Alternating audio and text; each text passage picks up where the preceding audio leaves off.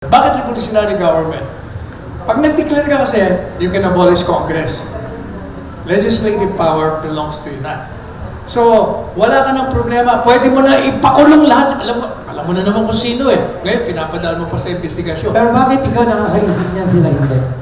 And, I'm a serious student of history and politics. And you mentioned accountability. Share ko lang kaya. Prof, question. Do you think that AI technology can help in restoring people's confidence when it comes to accountability in our government? AI, like any tool, can be double-edged. It is double-edged. It can help, but it can also make the problem worse. Actually, ngayon nga, we're seeing a lot of mga fake news generated by AI, mga deepfakes. But AI can also be helped for good. So, it can help with accountability. So, sa data science lang yan. So ikaw din ba nag-analyze nung may nagsashare kong video? ay, hindi na. Pero deepfake yun. Hindi ko na pinapanood yung mga yun. I mean, may mga ibang nag-a-analyze na. I'm more focused doon sa data. If we can have transparency ng data, kanya ilalabas yung DPWH data, we can analyze that. Using AI, makakatulong. So how can you now battle fake news? Ever since naman, throughout history, mahirap labanan ng fake news. So, propaganda, fake news, at dyan yan eh. And dumadami yung means for generating fake news and propaganda. So, ang best way is for people to conduct their own research. Yun yung laging sinasabi ko. Or someone, nagagawa ng paggawa ng Di ba, research. attorney, malaki yung budget pagdating sa mga research and confidential fund? Is there data involved in that? Kung pondo pinag-uusapan, kaya kami ng intelligence fund na tinatawag, gagamit nila yan. Ang problema, ginagamit nga nila for their own interest, hindi sa bayan. So is misinformation, disinformation against the law?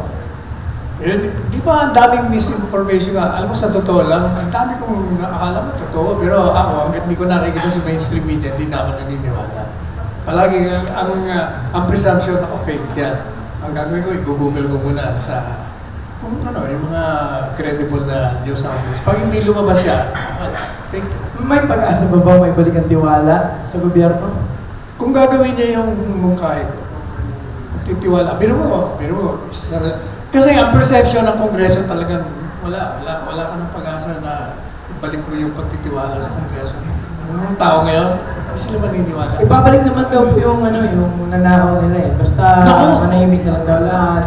At ano sabi, nabasa mo, we'll return everything, but at the same time, we'll just put an end to this and all the projects that we have on that particular thing will return. Hindi mangyayari yun. Eh yun nga si Sati ko, hindi nila mapauwi. Simple lang pauwi niya. How?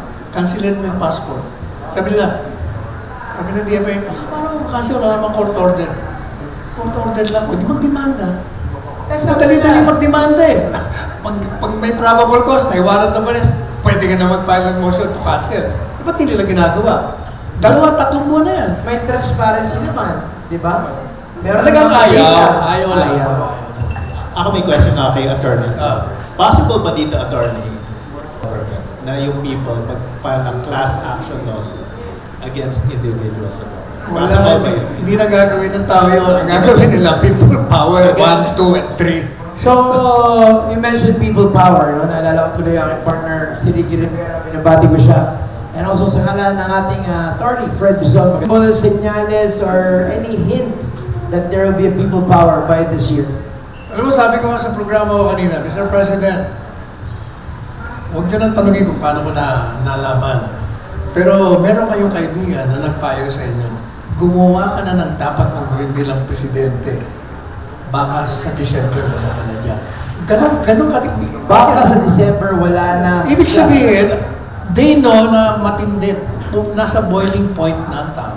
Puputok na eh. Alam mo yung November 30, delikado kayo dyan. Kasi yung November 30, kasi November 30, ang inisip niya mga dilaw. Sasamahan niya ng mga DDS, sasamahan niya ng mga kaliwa, sasamahan ng mga religious, maniwala kang Basak yan. Oh, Kasi isa lang naman ang issue nila eh, corruption. Kaya pwede sila magsama-sama. Pareho din ng panahon ng People Power Man. Wala namang ano dun eh. Sama-sama lahat yun eh. Kasi nga, isa lang issue. Si Marcos Sr. mo. Kaya, ganun din si Era. Sama-sama yan, ganun din naman nangyayari. Statistics show na karamihan sa mga voters natin now are shifting to the generation of the millennials, no? At saka Gen Zs. Kasi working generation lang. Pati na ako. So, itong Gen Z based on data, do they have a strong conviction in making changes in the government? Katulad na nakita natin sa ibang bansa na dahil sa kanila, sila nagpataob ng gobyerno. Is there any data saying that now? Actually, I think so. And may mga iba-ibang perspectives. May nagsabi na wala naman daw youth vote. Actually, isa sa mga gumagawa ng surveys. I kind of disagree. Firstly, in 2028, may mga 3 new batches of mga Gen Zs na papasok. Yes. And yung mga generation natin, unfortunately, Baka nababawas. millennial pa ako. Okay. Pero kumukonti yung mga Gen X, yung mga boomers, kumukonti na. Dumadami na. So I think by 2028, siguro millennials and Gen Zs will comprise, ngayon nga, more than 60% na of the vote. So by then, mga 70%. Traditionally, ang problem sa Gen Zs and millennials is hindi sila bumoboto. Because Ayun, hindi bumoboto. Ilang statistics o data ang hindi bumoboto ngayon? As a whole, nasa mga, I think 80% yung bumoboto, 70 to 80% of the voters. And nakita natin noong 2025, tumaas yung voter turnout, yes. So I think this bodes well for the youth vote. Ibig sabihin, mas engaged na sila. Unlike before, hindi masyadong engaged. And I think because of social media, because itong mga balita, hindi yung mga fake news. Ito kasi, personally ito this comes from people's friends or relatives na nagsasabi ganito, maabot sa mga OFW na mga kababayan natin. So everybody's aware of this. And I think that will translate to more turnout sa youth votes natin. And that could be mga 70% that can win elections kung ganang karaming Gen Z and millennials. Barney, go back to you. No? I think we're noticing a change in the cabinets as well. Yung mga mas bata, mas more outspoken na ngayon. Tapos sila, hindi mo sila pwedeng utuin na. At marunong sila magbilang. Ang bilang na pera? Ibabalik naman daw, kung mababalik lang kahit na ilang porsyento, mababalik daw yung 26 billion.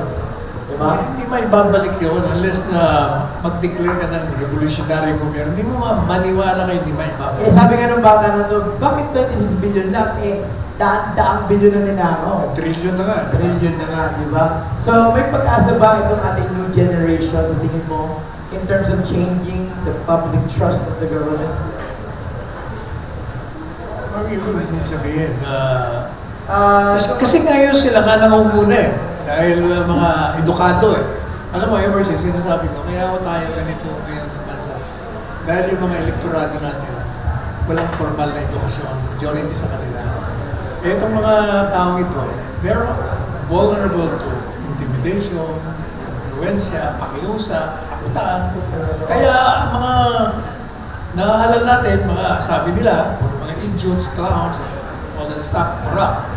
Pero pag mga edukado yan, tayo tatlo, mga edukado tayo, akala, I'm sure hindi kayo bumoto dun sa mga clowns na yan. Di ba? Hahanapin natin, yung kapantay natin, may pinag-aralan na mas magaling sa atin.